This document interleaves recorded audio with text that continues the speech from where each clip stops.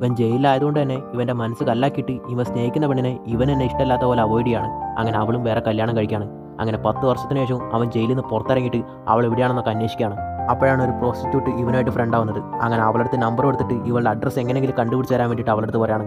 അവളും അത് കണ്ടുപിടിച്ച് അവന് കൊടുക്കുകയാണ്. അങ്ങനെ അവൾ താമസിക്കുന്ന വീടിനെതിരെ തന്നെ ഇവനൊരു വീട് വാടകയ്ക്കെടുത്തിട്ട് അവളെ എപ്പോഴും ശ്രദ്ധിച്ചുകൊണ്ടിരിക്കും. ഇവരെങ്ങനെയൊക്കെയാണോ ജീവിക്കാൻ വേണ്ടി ആഗ്രഹിച്ചിട്ടുണ്ടായിരുന്നത് അതിന് ഓപ്പോസിറ്റായിട്ട് വളരെ കഷ്ടത്തിലാണ് അവളിപ്പോൾ ജീവിച്ചുകൊണ്ടിരുന്നത്.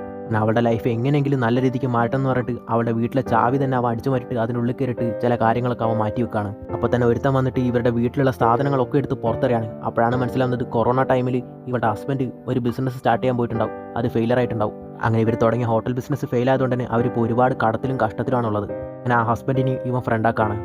അങ്ങനെ അവനും പറയാണ്, ഒരുപാട് കഷ്ടത്തിലാണ് സാർ ജീവിക്കുന്നത്, ഇതൊക്കെ എങ്ങനെയെങ്കിലും മാറ്റണമെന്ന് ആഗ്രഹമുണ്ടെന്നൊക്കെ പറഞ്ഞപ്പോൾ അവരുടെ ലൈഫ് തന്നെ അവൻ മാറ്റാൻ വേണ്ടി തീരുമാനിക്കുകയാണ്. അങ്ങനെ ഇവൻ ഒരുപാട് പേരെടുത്തൊക്കെ കാശ് വയ്ക്കുകയാണ്. പക്ഷേ ഇവൻ ഓൾറെഡി ഒരു പോലീസ് കേസായിട്ട് ജയിലിൽ പോയതുകൊണ്ട് തന്നെ ആരും 10 പൈസ കൊടുക്കുന്നുണ്ടായിരുന്നില്ല.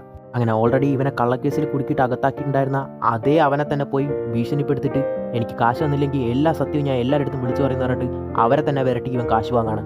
എന്നിട്ട് ആ കാശ് വെച്ചിട്ട് അവരുടെ ഹസ്ബൻഡ് പറഞ്ഞിട്ടുള്ള ആ ഹോട്ടലിന് ഒരു പാർട്ണർ ആവാമെന്ന് പറഞ്ഞിട്ട് ഇവൻ തന്നെ ഒരാളെ സെറ്റ് ചെയ്തിട്ട് ആ ഹോട്ടലിന് പാർട്ണർ ആവാണ്. എന്നിട്ട് അത് മൊത്തം ഡെവലപ്പ് ചെയ്യാണ്. അങ്ങനെ അവരുടെ ലൈഫ് തന്നെ സെറ്റിലാവുന്ന പോലെ അവൻ കാക്കാണ്. ഈ ഹസ്ബൻഡിന് എന്തിനാണ് ഇവൻ ഇങ്ങനെ സഹായിക്കുന്നതെന്നൊക്കെ അറിഞ്ഞിട്ട് ഡൗട്ട് അടിച്ചിട്ട് ഇവനെ തന്നെ ഭീഷണിപ്പെടുത്തിയതും സത്യങ്ങളൊക്കെ പറയാണ്. ഇതിനു മുമ്പ് ഞാൻ നിങ്ങളുടെ വൈഫിനെ പ്രേമിച്ചിട്ടുണ്ടായിരുന്നു, അവളുടെ ലൈഫ് എങ്ങനെയെങ്കിലും ശരിയാക്കണമെന്ന് ഞാൻ വിചാരിച്ചു എന്നൊക്കെ പറയാണ്. എന്നിട്ട് അവൻ പറയാണ് അവളുടെ ഏറ്റവും വലിയ ആഗ്രഹം തന്നെ ഒരു ഗായികയാവണമെന്നാണ്, അവളെ എങ്ങനെയെങ്കിലും പാടാൻ വിടുന്ന പറഞ്ഞിട്ട് ഒരു ആപ്ലിക്കേഷൻ ഫോം കൊടുക്കുകയാണ്. അങ്ങനെ ഹസ്ബൻഡ് ഇവൻ പറഞ്ഞ പോലെ തന്നെ മനസ്സിലാക്കിയിട്ട് നീ നന്നായിട്ട് പാടുമെന്ന് കേട്ടു, ഇത് നിനക്ക് വേണ്ടിയിട്ടാണെന്ന് പറഞ്ഞിട്ട് ആ ആപ്ലിക്കേഷൻ ഫോം അവൾക്ക് കൊണ്ട് കൊടുക്കുകയാണ്. ആ ടൈമിലേക്ക് ഇവൻ ജയിലിലുണ്ടായിരുന്നപ്പോൾ ഒരു വില്ലനുമായിട്ട് അവിടെ ഉണ്ടായിരുന്ന ഒരു വില്ലനുമായിട്ട് പ്രശ്നമായിട്ടുണ്ടാവും. അങ്ങനെ ഇവനും ഒരു പ്രോസ്റ്റിറ്റ്യൂട്ടും അടുപ്പത്തിലാണെന്ന് അറിഞ്ഞിട്ട് അവളെ കടത്തി വെച്ചിട്ട് നീ വന്നാലേ ഇവളെ വിടുമെന്ന് അവൻ പറയാണ്. അങ്ങനെ ഇവൻ അവിടെ വന്നിട്ട് അടിയെല്ലാം വാങ്ങിയിട്ട് ആ സുരഭി എന്ന് പറയുന്ന പെണ്ണിനെ രക്ഷിക്കുകയാണ്. പക്ഷേ ചാവാൻ കിടക്കുന്ന ടൈമിൽ പോലും ഒരു ശംഖ് വെച്ചിട്ട് അവൻ്റെ പഴയ ഗേൾ ഫ്രണ്ട് പാട്ട് പാടുന്ന പോലെ സൗണ്ട് അവൻ കേൾക്കുകയാണ്. അങ്ങനെ അവൾ പോയിട്ടിരുന്ന ആ ഓഡിഷനിൽ ഇവൻ ആലോചിച്ചിട്ട് തന്നെ അവൾ പാടി അവൾ അതിൽ സെലക്ട് ആവാണ്. ആ ടൈമിൽ തന്നെ നമ്മുടെ മനുവിടെ ജീവനും പോവാണ്.